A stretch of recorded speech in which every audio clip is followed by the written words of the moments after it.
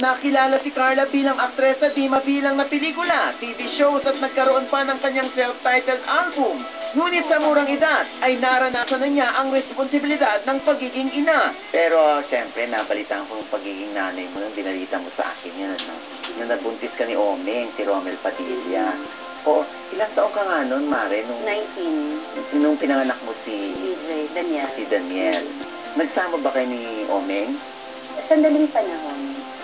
Pero nung pagkapanganak, wala siya, nakakulong sila na.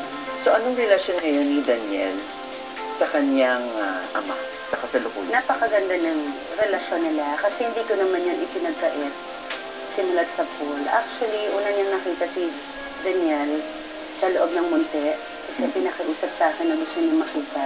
Naaalala pa ba ni Daniel? Hindi niya maalala. So, kunikwento ko lang, si ko, anak, alam mo ba, una kayo nakita ng papa mo, dinala kita sa meeting ko, bumisita tayo.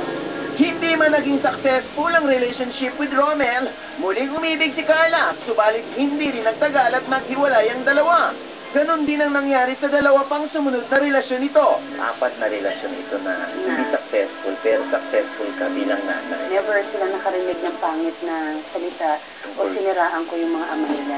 At in fairness naman dun sa mga ama, mabubuti silang ama. Walang tumalikod sa mga anak ko, talagang nandiyan sila para masuportahan. Naging issue ba yung sa mga anak mo na iba? Bakit iba-iba mami yung tatay namin? Hindi naman issue, pero nagtatanong sila. Okay, ano sinasabi? Kasi wala naman akong itinago. Lagi kong sinasabi na anak, we're okay with your papa before, but now we're still friends. And ganyan, na-explain ko naman. Pero may certain age, pag naiintindihan na. Hindi ba naging problema sa'yo na parang walang father figure sa bahay? Napupunan ko, hindi man lang siguro 100%. Nahihiram naman sila kasi hindi ko tinatanong. Indikasyon ko yun na lumaki silang nakikita nila yung mga ama nila. Whatever, ang reason ng mga bawat paghihiwalay, yung mga anak ko pa rin yung inisip ko na kung anong dapat para sa kanila. So, apat ang anak mo na Ulit-ulit. iba ang ama. Ang lagi kong sinasabi, hindi naman ako nabuntis ng disgrasya lang ng overnight. Lahat yung relasyon, paunang binilang ko sa pakikisama sa mga ama nila. Sakripisyo at pagmamahal na tunay. At least, hindi ka nauubusan ng pag-ibig. Naalala mo pa yung guesting mo nung sa showbiz ninyo nung night?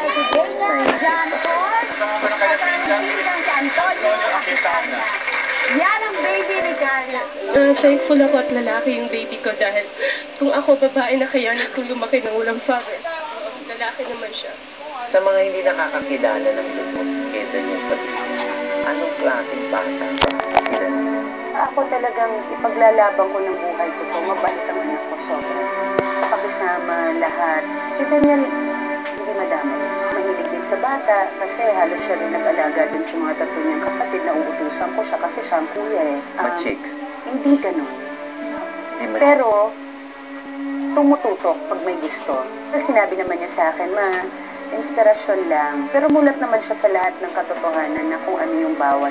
Gaano ka proud kay Daniel ngayong siya ay may sarili ng show at unti-unti na rin gumagawa ng sariling pangalan?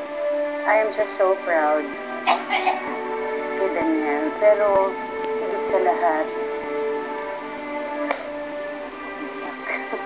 higit sa lahat, parang mas proud ako dun sa naging desisyon ko na diba parang proud ako sa sarili ko. Tama yung naging desisyon ko na buhayin ko lahat ng anak ko. Na hindi ko inisip yung mga material na bagay. Kasi ito pa lang yung magiging kapalit. Diba? Yung walang katumbas na saya dahil yung kapalit sa anak mo. Mas successful ako bilang isang ina dahil dun sa nangyayari sa anak ko ngayon. Pinaiyak ka na ba nila? Pinaiyak? Dahil sa sama na ito? Hindi. Maingat ang mga anak ko sa damdamin ko eh. Lalo na yung mga boys ko. Maingat sila kasi matatalino sila, mulat sila sa mga pinagdaanan ko. alam nila na ako lahat. Bilang isang ina, very open naman si Carla pagdating sa love life ng anak. Basta ang alam ko, inspirasyon niya si Forma Catherine. Ano ang pinakamalaking aral na natutunan mo sa pagiging Yung hindi mo na inuuna ang sarili mo. Siyempre, naging responsable na rin sa mga actions. Hindi ka nagagawa ng bagay na ikahihiyakan ng mga anak mo. ano ang mensahe mo sa mga anak mo? Importante lang sa akin na maging responsable. Hindi ko hinihingi anak na maging perfect kayong lahat. Sundin nyo na lang yung mga tamang bagay na ina-advise sa inyo. At laging uunahin ng Diyos. Carla, maraming salamat sa pagbabahagi mo sa SIR ng iyong pagiging bakla. Well, thank you.